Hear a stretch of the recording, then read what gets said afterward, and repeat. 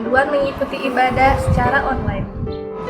Yang pertama, siapkan diri untuk beribadah sebab ini adalah ibadah bukan tontonan. Yang kedua, ikut setiap acara ibadah, turut menyanyi ketika puji-pujian, dan baca Alkitab saat pengkhotbah menunjuk ayat untuk dibaca, serta berdoa ketika diajak berdoa. Yang ketiga, karena ini adalah ibadah dan bukan tontonan, jangan bercakap-cakap selama ibadah berlangsung. Dan yang terakhir, berpakaian dengan rapi dan duduk dengan sopan. Selamat menikmati lawatan Tuhan.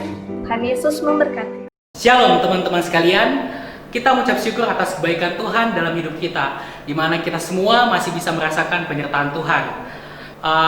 Seminggu kemarin selama 10 malam kita telah diajarkan tentang Roh Kudus dan bagaimana cara agar kita dapat dipenuhi oleh Roh Kudus.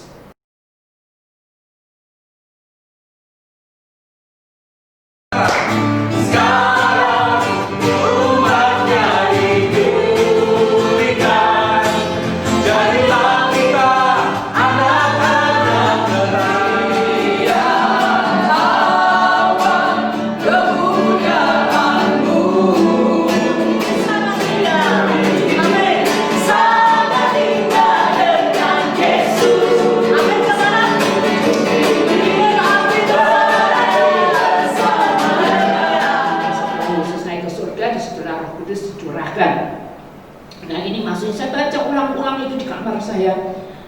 Lalu saya bilang begini, Tuhan, saya percaya ini perkataanmu, ya Tuhan Yesus, ini perkataanmu, dan karena Tuhan Yesus yang ucapkan pasti saya bilang pasti Engkau menepati. Kita mendengar kesaksian daripada Ibu Gembala tadi malam bahwa secara dalam pengalaman iman daripada Ibu Gembala bahwa dia juga mengalami baptisan Roh Kudus bukan ketika di dalam persekutuan untuk ibadah, tetapi secara pribadi di rumah.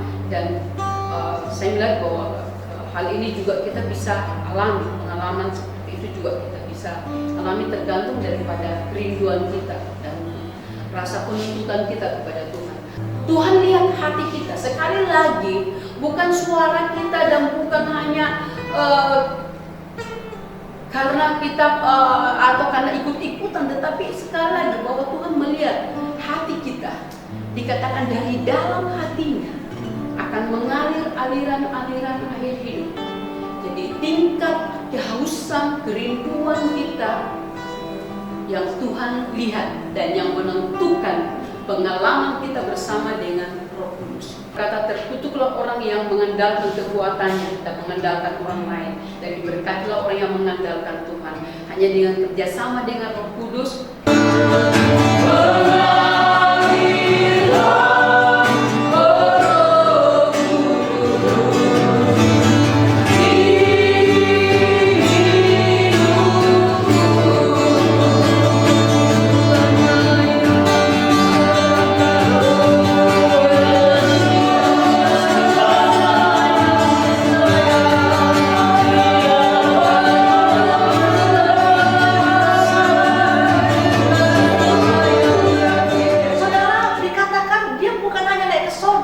dan dia hanya bersenang-senang, tetapi dikatakan dia menyiapkan tempat bagi kita ke sana dan dia akan datang kembali. Garis bawahi saudara, aku akan datang kembali.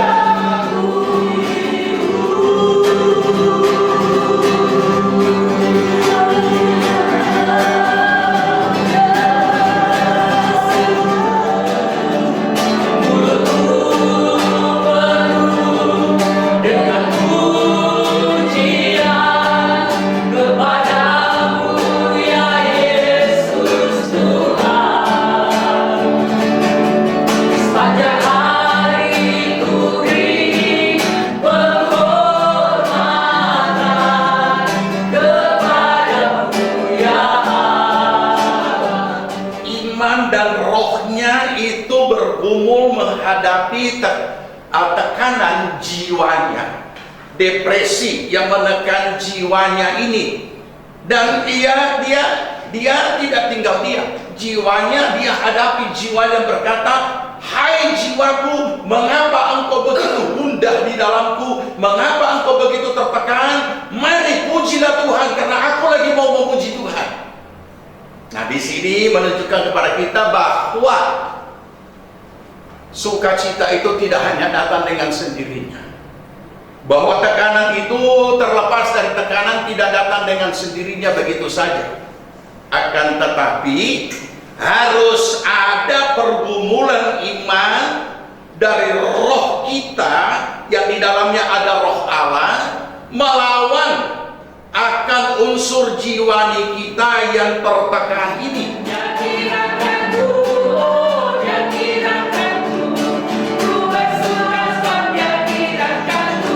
Nah, saat ini kita berjumpa kembali. Walaupun hanya secara online, saya yakin kita tetap dikuatkan dan dilimpahkan sukacita. Kita akan sharing-sharing bersama tentang bagaimana peranan Roh Kudus dalam hidup kita dan sejauh mana kita peka tentang keberadaan Roh Kudus di setiap hidup kita.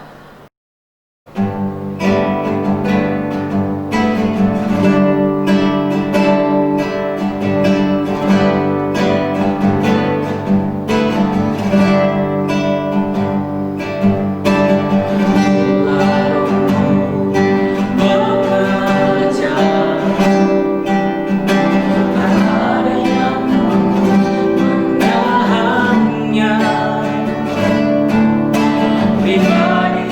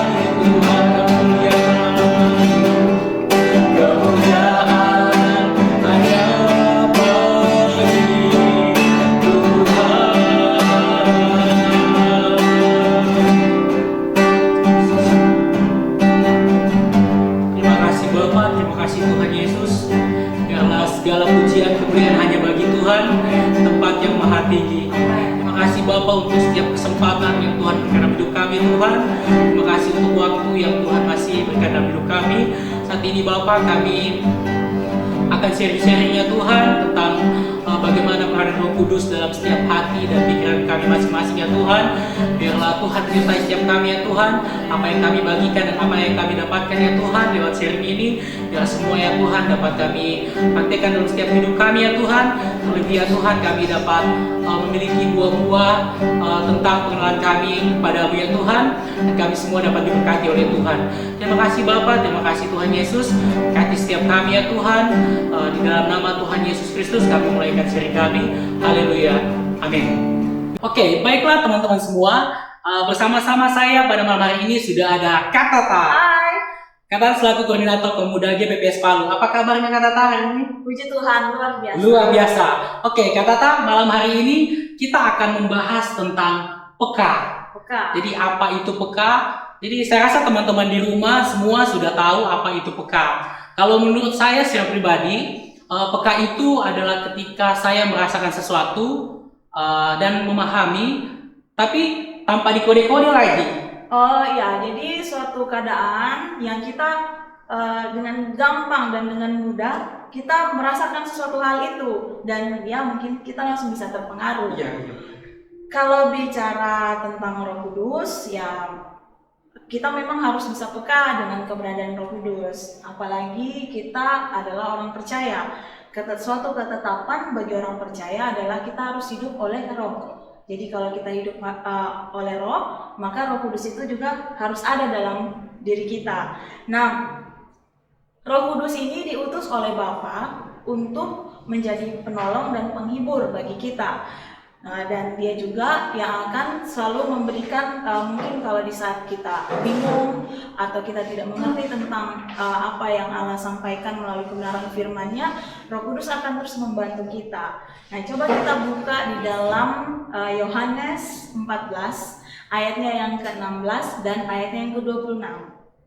Di situ dikatakan bahwa ini perkataan Yesus, dikatakan, "Aku akan meminta kepada Bapa dan Ia akan memberikan kepadamu seorang penolong yang lain supaya Ia menyertai kamu selama-lamanya." Ayatnya yang ke-26, "Tetapi penghibur yaitu Roh Kudus yang akan diutus oleh Bapa dalam namaku, Dialah yang akan mengerjakan segala sesuatu kepadamu dan akan mengingatkan kamu akan semua yang telah kukatakan kepadamu." Jadi di sini dengan jelas dikatakan bahwa ketika Tuhan Yesus naik ke surga, Dia akan mengutus Roh Kudusnya sebagai penolong dan menghibur bagi kita. Ya, di sini kita lihat bahwa benar-benar Bapa itu sangat tahu bahwa kita membutuhkan seorang penolong yang akan terus membantu kita dalam apa yang akan kita jalani dalam hidup kita. Apalagi kita akan menjalani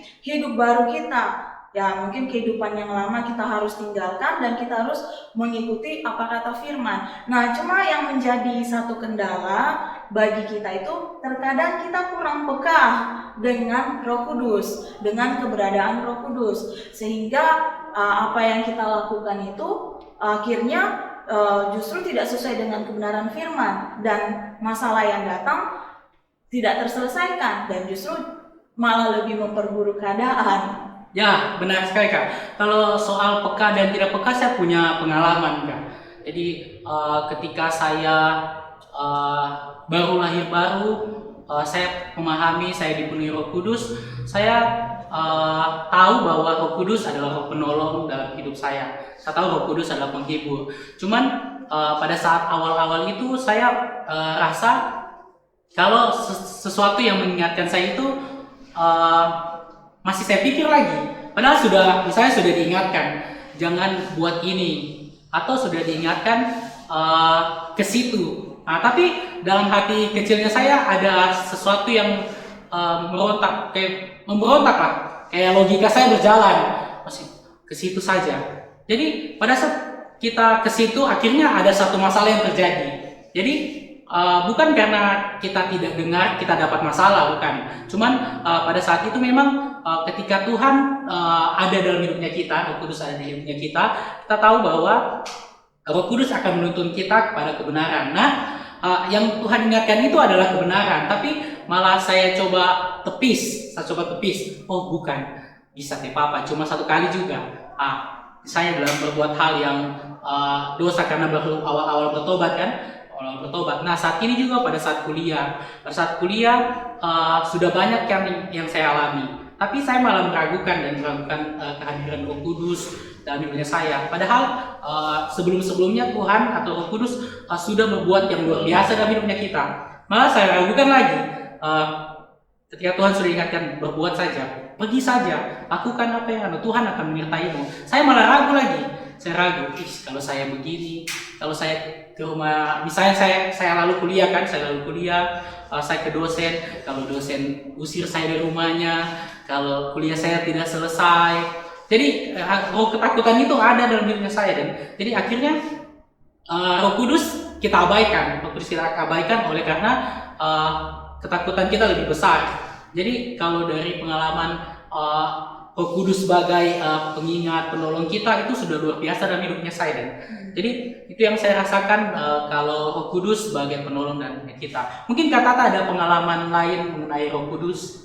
Ya, memang terkadang kalau peka dengan tidak peka ini tergantung dari kitanya. Karena kita sudah diingatkan, kita sudah dikasih mungkin alarm, jangan, tidak boleh, atau kalau kau lakukan ini bisa seperti ini. Itu kadang-kadang muncul mungkin lewat apa saja bisa. Mungkin lewat saat kita membaca firman, atau kita mendengarkan pujian, atau kita lagi sering-sering begini pun juga itu menjadi ada peran Roh Kudus yang membuat kita jadi jangan lakukan ini, jangan. Jadi Roh Kudus akan memberikan pertimbangan yang baik, memberikan pengertian, membuat kita memahami. Nah, kalau secara pribadi ya Kak Tata juga mengalami hal yang sama, karena memang pergumulan untuk meninggalkan kehidupan yang lama itu bukan satu hal yang mudah, karena benar-benar kita harus berjuang dan kita membutuhkan keseriusan, jadi bukan main-main. Nah, kalau Kak Tata ya mungkin dalam hal pembentukan karakter, jadi karakter kita mungkin kalau kehidupan yang lama kita mungkin tidak bisa mengontrol emosi ya. Kalau Kak Tata ya memang ya Kak Tata akui memang Kak Tata mungkin mengontrol dalam hal emosi itu dibutuhkan suatu kekuatan ekstra, yaitu ya Roh Kudus, karena memang kan dikatakan bahwa buah-buah roh itu adalah kesabaran dan juga penguasaan diri. Jadi kalau kita mau dibentuk karakter kita, jadi kita harus punya yaitu penguasaan diri dan kesabaran ini. Nah, dalam menjalaninya ya luar biasa bagaimana Tuhan membentuk karakter dan juga semua hal-hal yang tidak berkenan di hadapan Tuhan, semuanya itu Tuhan hilangkan, Tuhan kikis. Yang caranya itu ya mungkin banyak hal, mungkin melalui permasalahan, pergumulan, juga apa yang kita hadapi. Nah itu kalau Kak Tata sih dalam hal itu maksudnya membentuk karakter untuk bisa lebih lagi dan berkenan di hadapan Tuhan. Iya, oke. Jadi seharusnya kita sebagai orang percaya sudah tahu ya, Tuhan bisa berbicara lewat apa saja. Ya. Kadang lewat firman Tuhan yang kita dengarkan setiap hari Minggu, Ya. lewat HP di Instagram juga, ayat-ayat Alkitab Ya. yang muncul. Kadang lewat teman kita juga kita bisa diingatkan. Ya. Oke, Kak Tata, saya punya teman yang ingin membagikan kesaksian tentang peranan Roh Kudus dalam hidupnya. Salam pemuda GBPS Palu. Hari ini saya mau sharing pengalaman hidup saya dituntun Roh Kudus. Jadi 4 tahun kemarin itu saya kuliah di salah satu universitas di Malang dengan jurusan teknik informatika, jurusan teknik. Dan tahun kemarin 2019 saya harus skripsi. Tapi saya mengawali skripsi itu dengan rasa takut. Karena sebelumnya saya ketemu kakak kelas saya, terus dia bilang anak teknik itu tidak bisa lulus 4 tahun, minimal 5 tahun lah gitu kan. Terus saya akhirnya takut tuh, selama 1 semester itu saya takut skripsi karena dibayang-bayangi, diintimidasi dengan kata-kata itu. Bahkan saya sudah siapkan uang untuk extend semester 9 gitu kan. Tapi tidak kebetulan di gerejaku di sana itu tema tahunannya itu tentang hidup dituntun Roh Kudus. Dan saya merasakan betul bagaimana hidup dituntun Roh Kudus. Jadi ketika saya dalam keadaan down sekali, tapi Tuhan itu, Roh Kudus itu bicara lewat banyak hal, lewat khotbah, lewat baca kitab, bahkan lewat postingan Instagram. Jadi pernah ketemu orang di salah satu universitas cerita-cerita, terus dia bilang lagi, anak teknik itu tidak bisa, oh iya wajar anak teknik itu tidak bisa lulus 4 tahun, begitu katanya. Dan akhirnya, wah down nih, akhirnya saya buka Instagram kan, pas-pas di postingan pertama itu ada quote yang bilang, terkadang kita itu tidak perlu memikirkan apa kata orang lain yang tidak membangun. Wah, saya percaya itu dari Roh Kudus. Ketika kita peka, kita akan dikuatkan gitu kan. Terus banyak lagi lewat khotbah dibilang kalau pernah seperti bilang kalau aku Tuhan yang sedang menantimu di masa depan, jadi jangan takut, jangan pesimis. Banyak hal, jadi selama 1 semester itu jujur saya jatuh bangun karena itu bukan hal yang mudah. Jadi ketika harus memilih dengan suara keadaan atau suara Tuhan, terkadang kita tuh melihat suara keadaan kan, wah kelihatannya mustahil, tapi Tuhan lewat Roh Kudus dia menguatkan kita, dia menghibur kita. Terus habis itu, tapi terkadang saya juga tidak peka dengan suara Roh Kudus. Kenapa? Karena saya masih mengandalkan kekuatanku sendiri, jadi masih mengandalkan logika, tidak sepenuhnya minta Roh Kudus tuntun. Padahal sebenarnya saya sadari, wah seharusnya saya bisa kalau saya dengar suara Roh Kudus. Seharusnya saya bisa mengerjakannya kalau saya dengar suara Roh Kudus, seperti itu. Kadang kita masih menggunakan logikanya kita untuk berpikir, tapi padahal Roh Kudus sudah banyak berbicara sama kita, seperti itu. Jadi satu hal juga yang Roh Kudus ajarkan selama semester kemarin itu, seperti Roh Kudus bilang kalau hidup disertai Tuhan itu bukan tentang keberhasilan saja. Tuhan Yesus itu baik bukan karena kita tuh berhasil mendapat apa yang kita mau, ketika kita berhasil mendapatkan goalsnya kita, ketika kita berhasil dapat pekerjaan yang terbaik, tapi Tuhan itu baik ketika walaupun kita tuh dalam keadaan gagal sekalipun. Di situ juga saya belajar ketika di proses Tuhan itu saya belajar untuk tidak melihat dari sudut pandangnya kita seperti biasa, tapi melihat dari sudut pandang Tuhan. Apa sih yang Tuhan ingin ajarkan lewat kita, lewat peristiwa ini, kayak gitu. Terima kasih teman-teman. Ya, itu dia salah satu yang buat kita tidak peka atau mengabaikan suara Tuhan, intimidasi. Ya, intimidasi. Kadang itu yang lebih mempengaruhi. Ya, iblis mengintimidasi kita melalui keadaan sekitar. Ya kan, iblis bisa menggunakan orang sekitar. Ya. Kayak tadi kan si Yana, orang di sekitar membuat dia lemah lewat kata-kata yang membuat kita merasa tidak mampu. Ya. Padahal kita sudah tahu bahwa Roh Kudus adalah penolongnya kita. Dan pasti kita bisa menghadapi apa yang ada di depan kita kalau kita benar-benar peka dengan Roh Kudus. Seperti yang sudah disaksikan tadi kan, Tuhan bisa berbicara lewat apa saja. Tuhan bisa berbicara lewat teman sekitar kita, Ya. Tuhan bisa berbicara lewat khotbah, bahkan Tuhan bisa berbicara lewat Instagram. Jadi pada saat orang di sekitar membuat kita kuat, itulah pentingnya komunitas dan pergaulan yang kita saat ini jalani. Yang mungkin contohnya ya kita bisa gabung di komsel, atau kita juga terus mengikuti ibadah kategorial, dan juga jangan berhenti untuk sharing-sharing dengan kakak rohani atau gembala komsel kita atau siapa saja yang bisa membangun rohani kita. Ya, benar Kak. Dengan komunitas kita bisa semakin dikuatkan, dan ketika kita kuat kita bisa melawan semua intimidasi yang ada. Ya, saya juga mau tambahkan, selain kita berada di dalam komunitas yang benar, kita juga harus terus membangun hubungan pribadi dengan Tuhan. Karena ketika hubungan pribadi kita dengan Tuhan kita jaga, maka disitulah letak benar-benar satu kekuatan di mana kita bisa membedakan dan kita pun jadi lebih peka dengan apa kata Roh Kudus. Karena Roh Kudus kan akan mengingatkan setiap kita melalui kebenaran firman-Nya. Jadi kalau kita tidak memiliki hubungan pribadi dengan Tuhan, kita tidak membaca firman, bagaimana Roh Kudus akan mengingatkan kita? Nah, seperti itu. Untuk itu, mari kita sama-sama belajar lebih peka lagi. Roh Kudus sebagai penolong akan terus mengingatkan kita tentang apa yang Tuhan Yesus telah ajarkan kepada kita. Ya, supaya buah-buah roh itu nyata dalam diri kita. Yang terdapat di dalam Galatia 5 ayat 22, apa saja? Kasih, sukacita, damai sejahtera, kesabaran, kemurahan, kebaikan, kesetiaan, kelemah lembutan, dan penguasaan diri. Karena melalui buah-buah roh itu, kita pasti akan bisa mematikan segala keinginan daging kita. Demikianlah sharing-sharing kita pada malam hari ini. Teman-teman sekalian, apapun yang terjadi dalam hidup kita, ingat ada Roh Kudus di tengah-tengah kita. Dia penolong, dia penghibur.